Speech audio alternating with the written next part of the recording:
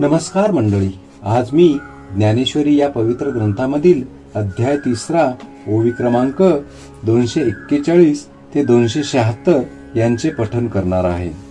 ओवी क्रमांक 241. हे ज्ञाननिधीचे भुजंग, विषय धरीचे वाघ, भजन मार्गीचे मांग मारक जे.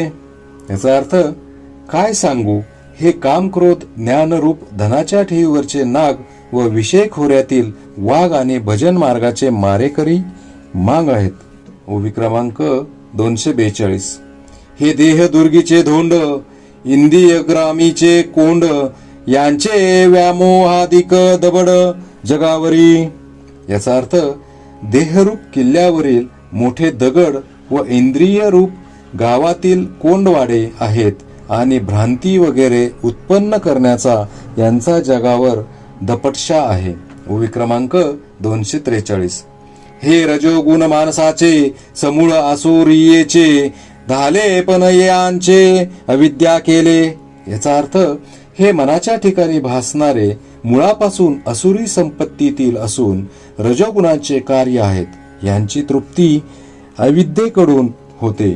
ओवी क्रमांक 244. हे रजाचे कीर जाहले, परी तमाशी पडियते भले, तेने निजपद या दिदले प्रमाद मोहू.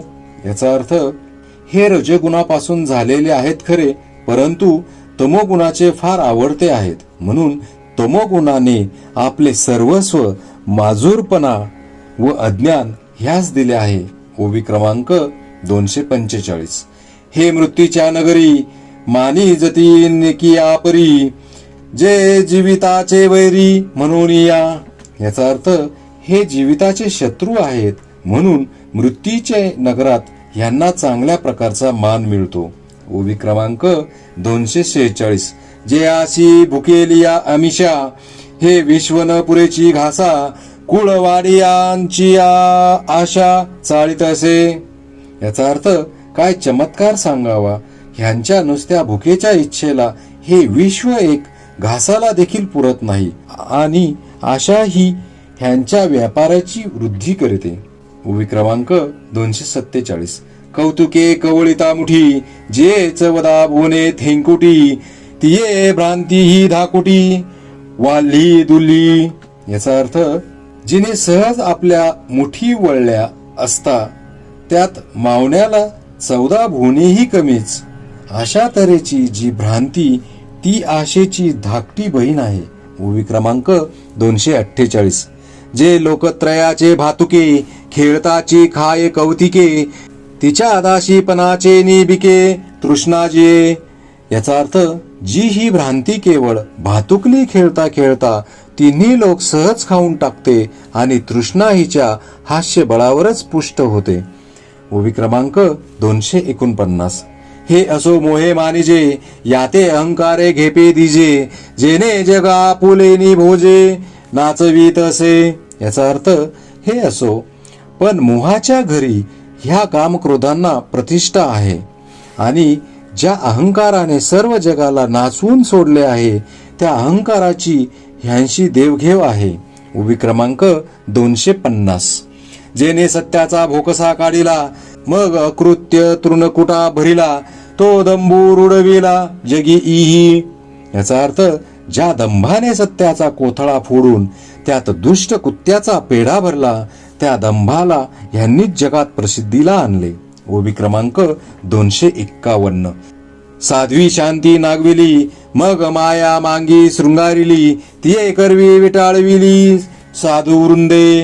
याचा अर्थ यांनी प्रतिव्रता रूप शांतीला लुबाडून घेऊन मायारूप मांगिनीला सजविले आणि तिच्याकडून साधूंचे समुदाय भ्रष्ट करविले. ओवी क्रमांक 252. इही विवेकाची त्राय फेडिली, वैराग्याची खाल काढिली, जितया मान मोडिली उपशमाची. याचा अर्थ ह्यांनी विवेक नाहीसा केला, वैराग्याची खोड मोडली आणि जित्या उपशमाची मान तोडली. ओवी क्रमांक 253.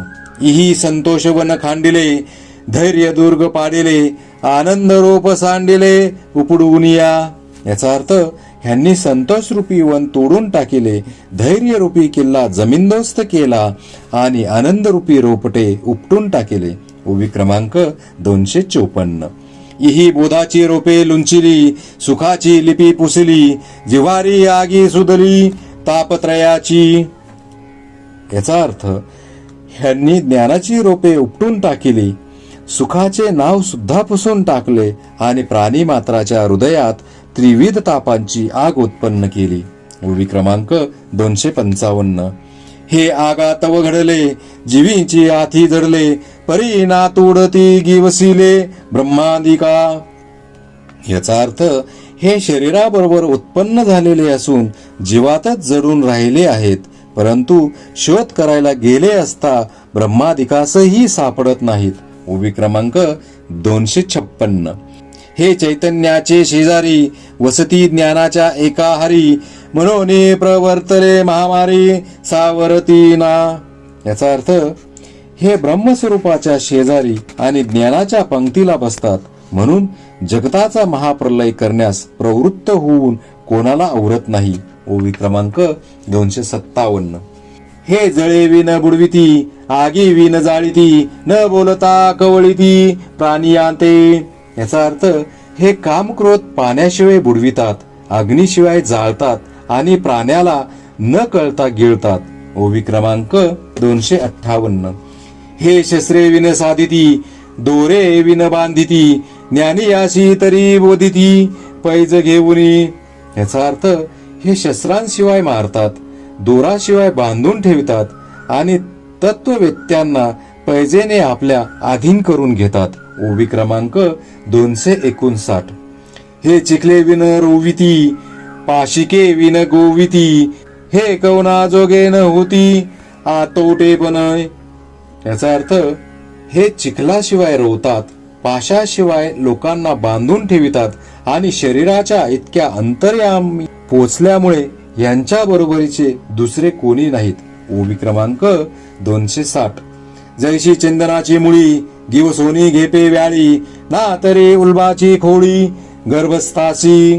याचा अर्थ अर्जुना, फार काय सांगावे, जेथे ज्ञान आहे तेथे हे काम क्रोध आहेतच. जसा साप चंदनाच्या मुळाला वेढून राहतो किंवा मोठेने गर्भ जसा आच्छादित असतो. ओवी क्रमांक 261. का प्रभा विन भानू, धूमे विन हुताशनू, जैसा दर्पण मळहिनू काहीच नसे. याचा अर्थ अथवा प्रभेशिवाय सूर्य, धुराशिवाय अग्नी आणि पाऱ्याशिवाय आरसा ही ज्याप्रमाणे सापडावयाची नाहीत. ओवी क्रमांक 262. तैसे इही विन एकले, आम्ही ज्ञान नाही देखिले, जैसे कोंडे नि पागुंतले बीज निपजे. याचा अर्थ ज्याप्रमाणे बीज कोंड्याने आच्छादिलेलेच उत्पन्न होते, त्याप्रमाणे कामक्रोधाशिवाय शुद्ध ज्ञान आमच्या दृष्टीस कधी पडले नाही. ओवी क्रमांक 263. तैसे ज्ञान तरी शुद्ध, परी इही असे प्रवृद्ध, म्हणून ते अगाध होऊन ठेले.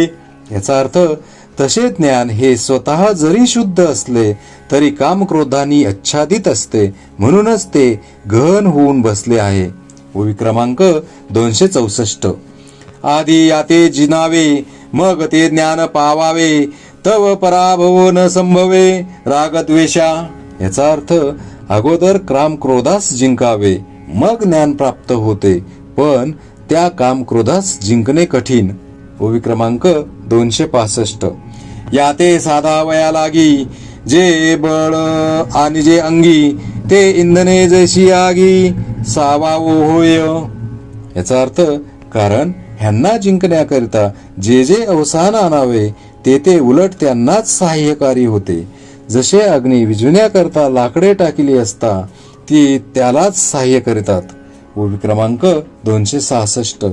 तैसे उपाय कीजती जे जे, ते यासीची होती विरजे, म्हणून हटी याते जाणीजे इहीची जगी.